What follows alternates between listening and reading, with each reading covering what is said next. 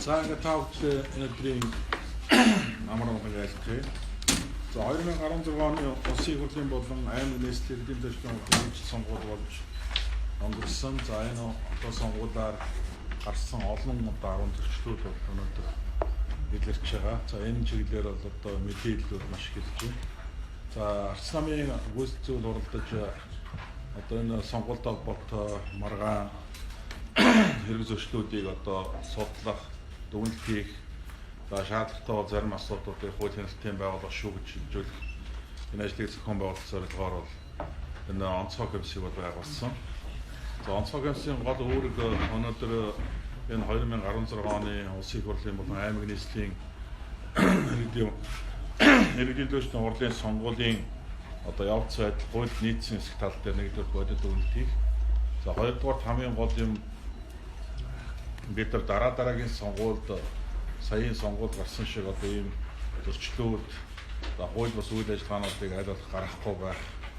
За хууль одоо хуулийн хүрээнд сонгуулийг зохион байгуулдаг тэр тогтолцоо руу явахад нэг алхам болох хаа гэж одоо харж онцгой комиссийг байгуулсан. За ер нь бол онцгой комиссийн гол үндсэн одоо хоёр үүрэг байгаа. За нэгдүгээр 2016 оны улсын их хурлын болон аймаг нийслэлийн одоо иргэдийн хурлын сонгуулийг явцад гарсан зөрчлүүдийг баримтжуулах, судлах, дүгнэлт гаргах шаардлагатай материалуудыг одоо шүүх хуулийн байгууллагад шилжүүлэх. За хоёрдугаар гол үндсэн асуудал бол өнөөдөр одоо энэ улсын их хурлын сонгуулийн үр дүнд бий болсон одоо төрийн одоо өөр шинжилтийн явцад гарч болох одоо зөрчлүүдийг бол одоо бас урьдчилан сэргийлэх, таслан зогсоох, за мөн одоо энэ чиглэлээр гарч байгаа зөрчлүүдийг бүртгэлжүүлэх, энэ дээр дүгнэлт хяналт хийх энэ одоо үндсэн зорилгоор байгуулагдсан. За бидний таамаглаж байснаар үнэхээр өнөөдөр бол энэ одоо хавтгаарсан одоо халаас сэлгээ мөн одоо энэ төрийн албаны одоо хууль дүрмийг ноцтой зөрчсөн зөрчлүүд бол түрүүчээсээ гарч эхэлж байна. За хэд олонхтой ирдэж өнөөдөр одоо аймаг нийслэлийн иргэдийн хурлын сонгуул явагдсан хэдий ч одоо сум орон нутгийн сонгуул явагдаагүй байхад одоо сум орон нутгийн удирдлагуудыг дор мэдээ соёлох, хүч төрөмгийлэн одоо тэр өөрөө ажлын өөрөө байранд нь дайрч орох, сэв савыг нэвдэх, тамга тэмдгийг булааж авах, тэр этгээд одоо иргэдийн хурлын төлөөлөгчдийг барьж хорих гэдэг ингээд хууль бус хүч төрөмгийлсэн үйл ажиллагаанууд бол эхнээсээ явж эхэлж байна. За өчигдөр засгийн газрын хуралдаан болсон хэд хэдэн томилгоонууд хийгдсэн байгаа. Томилгооны араас дандаа одоо энэ хууль бус үйл ажиллагаанууд дагалдах юм шинж төлөв харагдаж байгаа. Жишээ нь одоо өнөөдөр төрийн албан агчдын одоо гол одоо баталгаа болсон төрийн албаны зөвлөлийн гишүүдийг соёлох. За мөн одоо яамд тусгай одоо газруудын төрийн нарийн бичгийн дарга болон тамгын дарга нарыг соёлох гэдэг энийгээ дагаад одоо жирийн төв тангараг өргөд ажиллаж байгаа төрийн албан агчдыг одоо соёлох, хомруулан халах энэ ажиллагаанууд бол хийгдэж эхэлж байна гэсэн мэдээлэл бид нарт олноор ирж байгаа. Энэ талаар бас манай онцгой комиссийн нэрвчэн дарга батыг дарах таасан мэдээлэл өгнө. За бид онцгой комиссийн мэдээллийг бол ер нь тогтмол байнга мэдээллүүдийг бол хэл мэдээлэхэд өгнө. За өнөөдөр биднийг бас одоо энэ хууль бус үйл ажиллагааг таслан зогсоох, өнөөдөр Монголд төрийн албаны доктортой байдлыг хангах чиглэлээр хийж байгаа ажлын тал дээр бас хэл мэдээллийн маань өргөн оролцоотой байж олон түвний хараа хяналтыг болоо тавихад бидэнд бас томоохон дэмжлэг тусалцаа олно гэж та итгэж байна. Ингээд одоо энэ чиглэлээр манай ортыг дараах та бүхэнд мэдээлэл өгнө. За нэг тав улсын мэдрэг яа тэгээд за хоёулаа байрас гэж бодчихно. Энийг олон юм зөөж.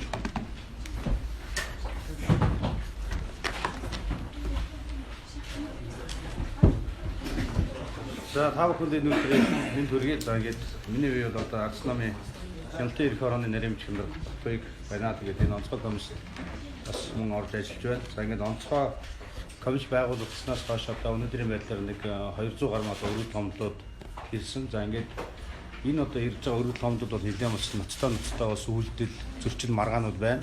За ийм учраас одоо онцгой комисс одоо шийдээд энэ одоо өргөл томл мэдээллийг одоо байнга одоо ард иргэдэд бас нийт одоо сонгогч түмэнд хүргэж яхаар энэ онцгой комиссийн одоо мэдээллийн цагийг одоо албан ёсоор зарлаж байгаа. Ингээд 7 хоног одоо бүрийн мемор гаргийг одоо бид нар энэ одоо зөрчил маргаан одоо энэ одоо хууль бус үйлдэлийг одоо мэдээлж байгаа цаг болгож зарлаж байгааг бас та бүхэнд бас дуулах хэрэгтэй болж бодож байна. За ингээд ер нь бол өнөөдрийн байдлаар ирсэн одоо хууль бус үйлдлийн зөрчлөлийг бид нар нэгдүгürt мэдээж эхлэе. За ингээд нэгдүгürt одоо Монгол Ардын намын санхүүжилт босгох 60 тэрбумын бичлэгийн асуудал олон нийт хүрсэн байгаа.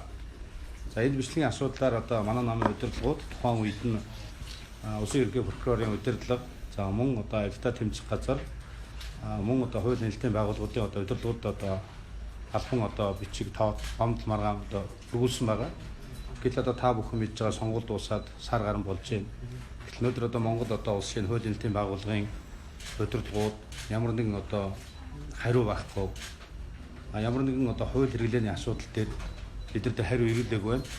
За энэ нь одоо Монгол улсад одоо албан тушаал, төрийн албан тушаалыг 8 альцсан асуудал одоо ил тод ард иргэдэд бүгдэнд нь хүрсэн асуудал явж байхад энэ талаар одоо хууль нээлтийн байгууллага болон бусад одоо төрийн өндөр албан тушаалтнууд одоо ямар нэгэн хариу өгөхгүй байгаа нь одоо бас үнэхээр одоо энэ одоо улс төрийн сонгуулийн одоо бодлооны асуудлыг бас хэрэгжихэд бас хүргэж байгаа асуудлыг бас та бүхэнд танилцуулах хэрэгтэй байна. За ингээд хоёрдугаарт нь бид нар ямар асуудлыг танилцуулж байгаа нэхээр сонгуулийн ерөнхий орооны удирдлага өнөөдөр сонгуулийн одоо сонгуулийн бодлоонд тулсан байх одоо боловсрол бас мэдээлэл хүргэж байна. За энэ одоо ямар асуудал вэ гэхээр за сонгуулийн одоо сонгогчдын тоогоор одоо хэвлэж тараасан саналын хуудас одоо нийт Монгол улсын одоо 21 аймаг 9 дүүрэгт бүрэн хүрсэн гэсэн одоо мэдээллийг чиг үүргийн одоо удирдах албан тушаалтаа хүргүүлсэн боловч за яг сонгуулийн одоо байдалд бол дутуу одоо саналын хуудас хүргэгдсэн байсан. За ингээд саналын хуудас дутуу хүргэгдсэний дараагаар саналын хуудсыг хэвлэж санал авах захиргааны акт гаргасан. За үүнийхээ дараагаар мөн одоо захиргааны актыг одоо цуцлсан акт гаргах мэтээр ингээд маш олон одоо захиргааны актууд үзэгчөөд сонгуулийг одоо бодлоонд тулсан юм одоо ил тус хууль бус үйлдэлүүдийг сонгуулийн ерөнхий орны удирдлагууд гаргасан байж болзошгүй байгаа. За энэ асуудлыг бид нар тагнуулын ерөнхий газар, авилтаа тэмцэх газар, холбогдох хуулийн байгууллагаар шалгуулахаар бид нар бас шийдэж байгаа. За ингээд улсын хурлын одоо дугаар тойргууд дээр бид нар гишүүдийн одоо сонгогчдын одоо саналыг худалдаж авахын тулд мөнгө тараасан, сонгууль явуулж зөрчсөн одоо маш олон зүйлүүд. За Монгол Ардын намаас нэр дэвшигч боловчлон мөнгө тараасан хууль бус үйлдэлийг бид нар бас шалгуулнаа. За энэ бол одоо тодорхой бас одоо тогтоосон бичлэгтэй хууль нээлтийн байгууллагууд одоо хандаад явж байгаа үйлдэл байгаа. За дөрөвдүгээрт нь улсын хурлын 23 дугаар тойрогт Монгол Ардын намаас нэр дэвшигч илийн хурлын сонгуулийн хууль зөрчсөн үйлдэлийг шалгуулах асуудал явж байгаа. Энэ бол өмнө гомдод авсан одоо сонгуулийн үйл ажиллагаан дээр замун одоо сонгуулийн зөрчсөн үйлдэл байна гэж. За улсын хурлын 33 дугаар тойрогт Монгол Ардын намаас нэр дэвшигч Хүрлбаатар одоо сонгогчдод мөнгө тараасан одоо их асуудал бас яригдж байгаа. За ингээд та хүмүүс мэдэх бах. За энэ одоо нэр дэвшигч Хүрлбаатарын одоо үйлдэлийн болноос бас хүний амнаас одоо сүйдсэн юм бас эмнэлтэд хэрэг гарсан байгаа. За энэ асуудлыг бид нар одоо наривчлан одоо хууль нээлтийн байгууллагууд цаашлбал одоо нэр дэвшигчийн тухайн сонгуулийн үйл ажиллагааг одоо хууль бусаар одоо хийсэн гэдгийг наривчлан шалгуулах асуудал бас юм байгаа. За ингээд улсын хурлын одоо 94 дахь тойрог дээр нэр дэвшигч содилог бас мөн одоо ахын аймаг нэр дэвшин содилог мөнгө тараасан одоо хууль зөрчсөн асуудал бас мөн одоо хуулийн нээлтийн байдлаар шалгагдаж байгаа. За энэ асуудлыг бид нар үргэлжлүүлэн шалгуулна. Долдугаарт нь Монгол Ардын намаас нэр дэвшигч Дамбочир бас мөн ахын аймаг нэр дэвшигчд бас мөнгө тараасан. За энэ үйлдэл нь бол баримттайгаа одоо хуулийн нээлтийн байгууллагаар очсон. За энэ одоо анхан шатны одоо эрүүг анхан шатны шүүхээс мөнгө тараас нотлогдсон гэдэг нь шүүхэн шийдвэр гаргасан. Энэ бас үйлдэл байж байгаа. За ингээд 8 дугаарт нь бол энэ асуудлыг одоо нэлээд бас улс төртөө шалгах асуудал байгаа. За энэ асуудал маань одоо Баянзүрх төргийн эрүүгийн шүүхээр ороод 5 хүн бол мөнгө авсан гэдгийг бол хүлээн зөвшөөрөөд мэдүүлэг өгсөөр байтал за дав залгах шатны шүүхээс буцаад анхан шатны шүүхтэр 2 өөр шийдвэр гарсан байна. эхнийх нь мөнгө авсныг нотолчаад сүүлд нь аваагүй байна гэсэн юм хоёр өөр шийдвэр гаргасан. За энэ одоо ийм настай асуудлыг бид бас дахин шалгуулна. Тэрийн нэр дэвшлийн асуудлууд үнэхээр одоо хууль зөрчсөн байна гэдэг үзэж байна.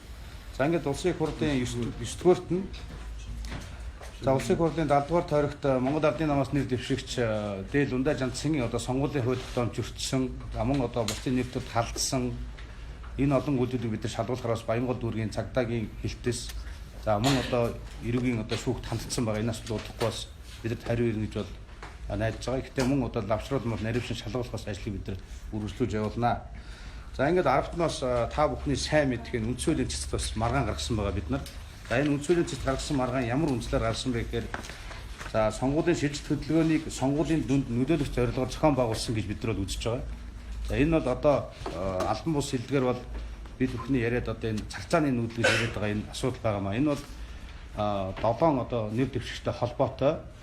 За нэг 3500 хүртэл одоо сонгогчдоор шилжүүлэн байрлуулсан. Энэ бол сонгуулийн дүнд нөлөөлсөн байна гэсэн шалтгаанаар бид нар үндсэн хуулийн цэцэд өгөөд үндсэн хуулийн цэц энэ дээр хэрэг үүсгээд шалгаа явуулж байгаа. Удахгүй энэ асуудлыг бид нар бас чаашаастаа шалгуулах бас ийм ажлууд бас үргэлжлэх байхаа гэж бол харж байгаа. За ингээд 11-т нь энэ сонгуулийн үр дүнгээр одоо ихэнх одоо хуулийн зөрчилтэй үйл ажиллагаанууд явж байгаа боловч сонгуулийн одоо үр дүнгийн дараагаар Монгол Улсын ерөнхий сайд за шинээр томилогдож байгаа одоо аймгийн засаг дарга нарын хууль зөрчсөн үйлдэл бол үнэхээр хэрэг сэтэрлээ.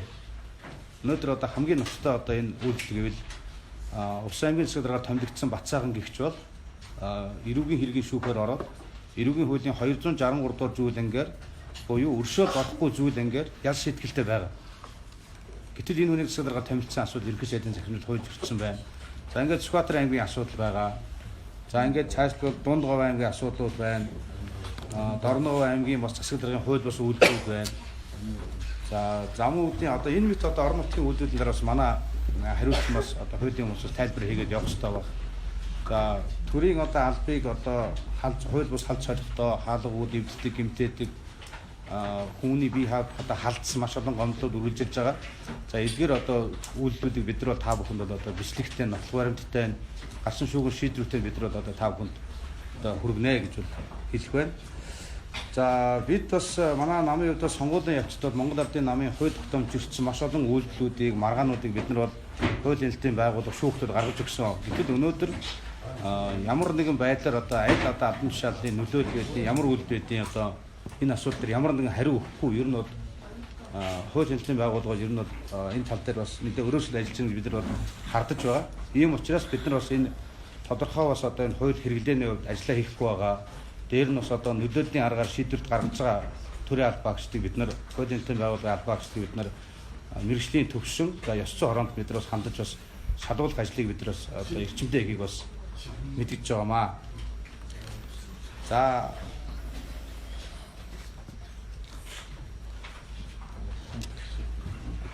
ер нь бол яг бид бол одоо өнөөдөр ардчилсан одоо хүнлэг энэрнгүү нийгэм байгуулахын төлөө бид нар одоо тэртээ 90 онд одоо хувьсгал хийгээд ардчилсан одоо хөдөлгөөнийг улс орон дээр өргөнүүлж ирсэн. Гэтэл өнөөдөр бол одоо ард түмний одоо сонголтыг бас дуурд гаргаар бас одоо төрийн эрх мэдлийг авч яана гэдэг асуудал бол одоо үнэхээр бас харамсалтай байна. Тэгэхээр бид нар бол энэ одоо хууль зөрчсөн үйлдэлүүдийг шалган тогтоох хүртэл бол энэ одоо хууль бус үйлдэлийг бол бид нар тууштай бас тэмцэж ардчилсан бол одоо эднэртээ санал нийлэхгүй бас тэмцэлүүдийг бас мэдэх хэрэгтэй баха. Асуулт дээр бид нар бас хариулт өгнө.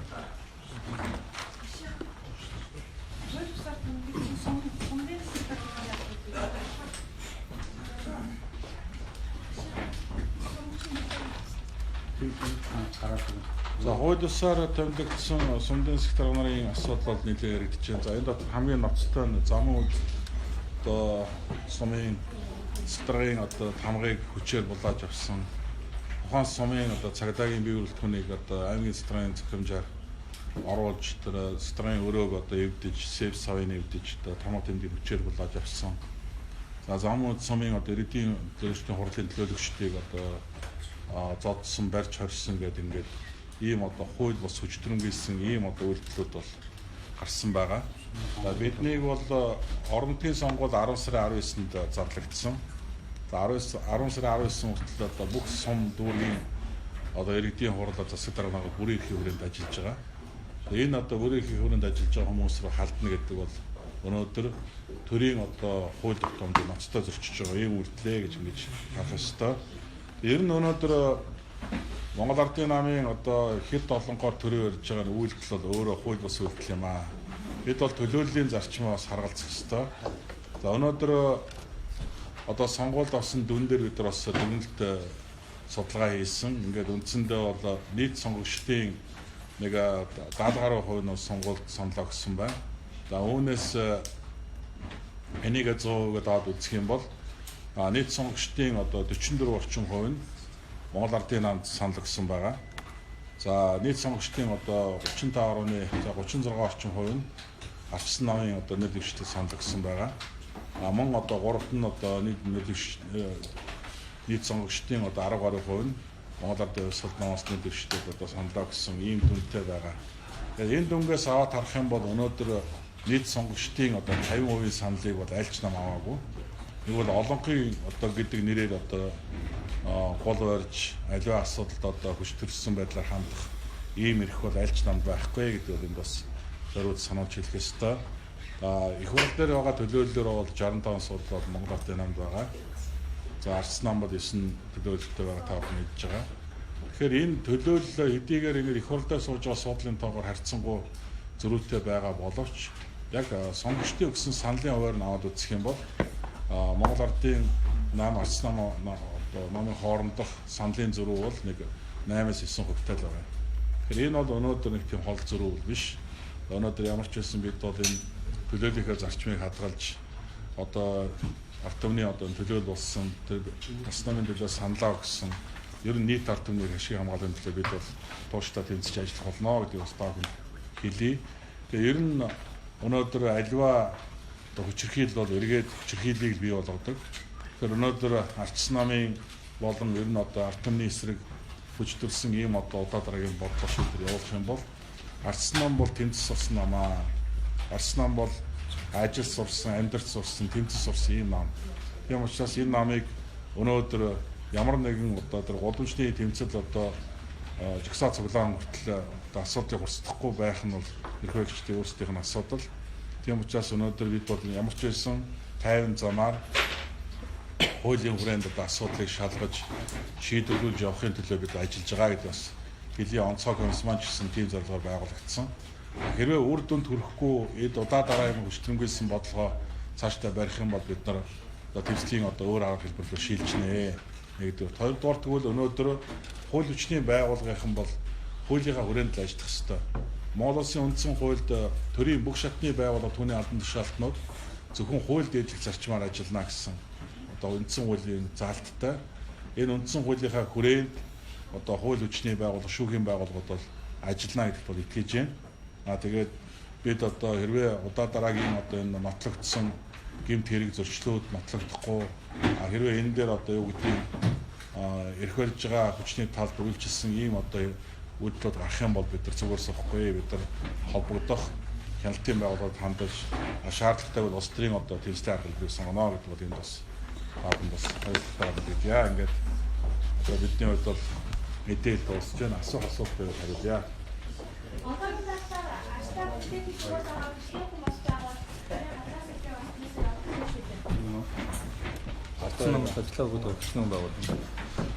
Яг өнөөдрийн байдлаар бид нар ажил албан тушаалаа өгсөн хүмүүсийн судалгаа гаргаагүй байна.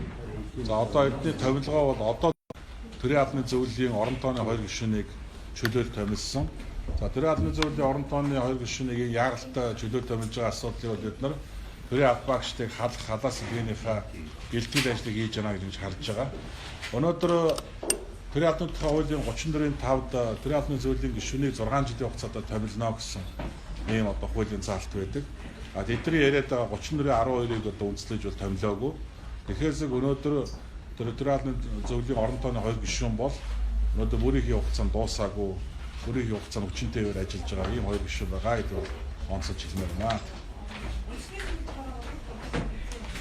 За үндэсний зөвлөлт хорооны хуралдааныг бид нар энэ 8 сарын 25-нд хуралдуулахаар зарласан. Ингээд 8 сарын 25-нд үндэсний зөвлөлт хороо хуралдаж одоо төрөөчийн хуралдааны эхлэлээр хэрэгцсэн хэлцгээр шийдвэрлсэн асуудлуудаа хэлцэн шийдвэрлэнэ. Маргааш гисэн байсан талаа. Тэр бодлоо. Өчигдөр зөвхөн намын даргаыг сонгоно. Үндэсний зөвлөлтөөрөө намын даргаыг сонгодгүй л дээ. Одоо төр үр гүйцэтгэгчийг одоо үндэсний зөвлөлтөөрөөр сонгож томилдог. Намын даргаыг бол сонгодог эрх хөхий байгууллага бол намын их хурл. Тэгээ намын их хурлыг бол 19-6 зарласан байгаа. Өөр асуух байна. За ингээд цаг гаргаж та бүхэн